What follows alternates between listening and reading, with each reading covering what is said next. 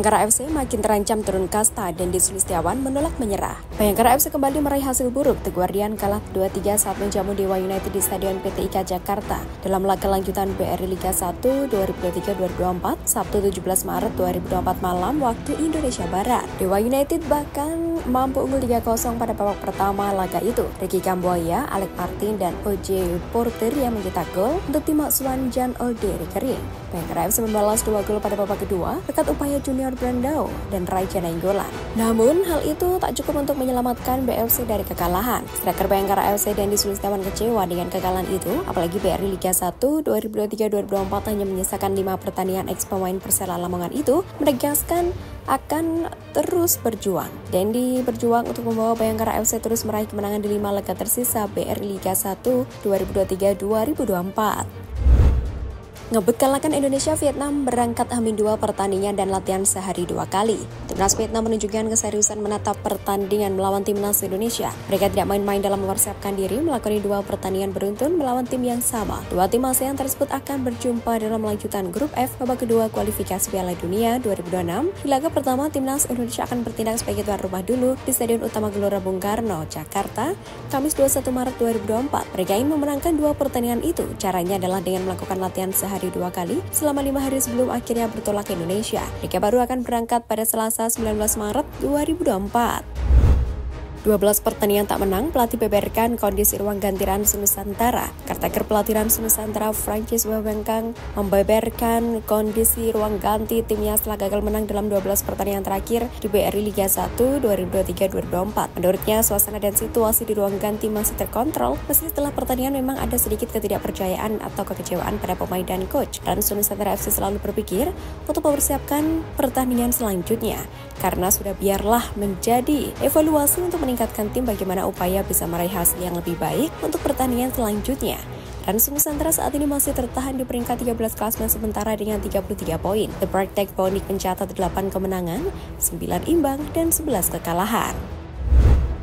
Mark Klok ingin terus berjuang untuk merebut posisi inti di Timnas Indonesia. Setelah menjalani debut pada 2022, Mark Klok sempat menjadi andalan utama di lini tengah Timnas Indonesia. Posisinya sulit digantikan dalam waktu yang cukup lama, namun belakangan Mark Klok seperti kehilangan posisi di tim utama Timnas Indonesia. Sintayong lebih senang memasang Justin Hubner dan Ivar Jenner. Seperti yang terjadi di Piala Asia 2023, saat itu menit bermain Mark Klok bahkan sangat terbatas. Ia hanya dimainkan di menit-menit akhir pertandingan. Mengaku situasi itu tak mudah bagi dirinya. Sebab kini pemain berusia 30 tahun itu harus lebih sering duduk di bangku cadangan. Mark Klok kemudian menyebut pergantian status pemain dalam sebuah tim sebagai hal yang biasa. Itu menjadi bagian dari dinamika sepak bola. Mark Klok tampak masih memiliki tekad yang kuat. Pemain keturunan Belanda itu ingin bekerja keras untuk bisa kembali ke skuad utama Timnas Indonesia.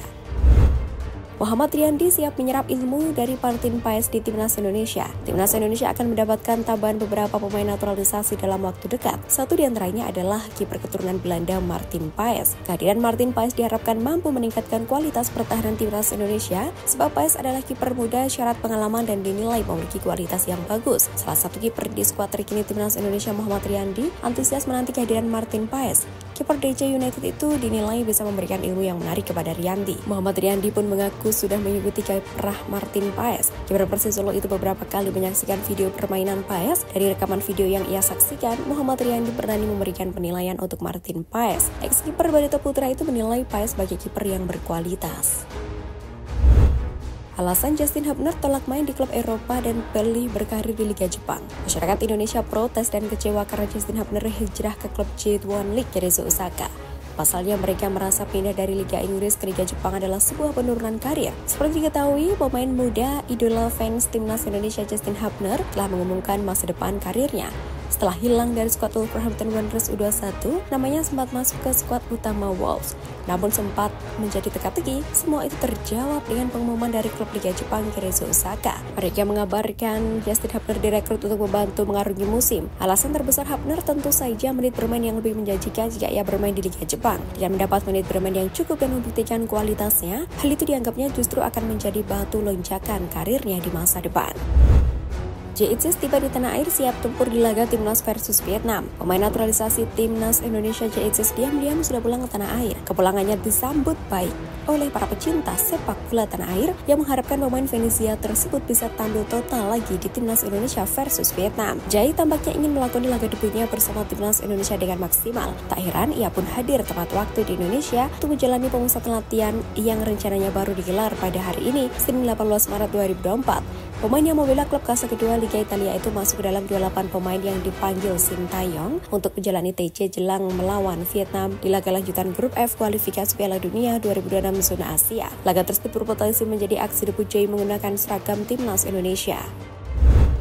Tom Haye dan Ratna Oratmangun dikabarkan ambil sumpah WNI 18 Maret 2024. Tom Haye dan Ratna Oratmangun dikabarkan ambil sumpah WNI 18 Maret 2024. Dengan begitu keduanya punya waktu untuk segera mengurus kepindahan federasi dari KNVB menjadi PSSI.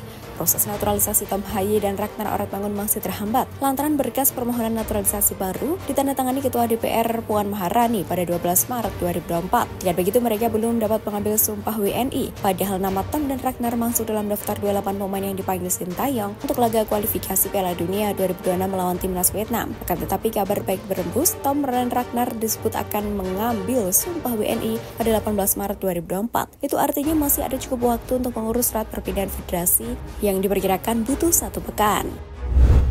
Pengamat menilai Sintayong malas pantau Liga 1.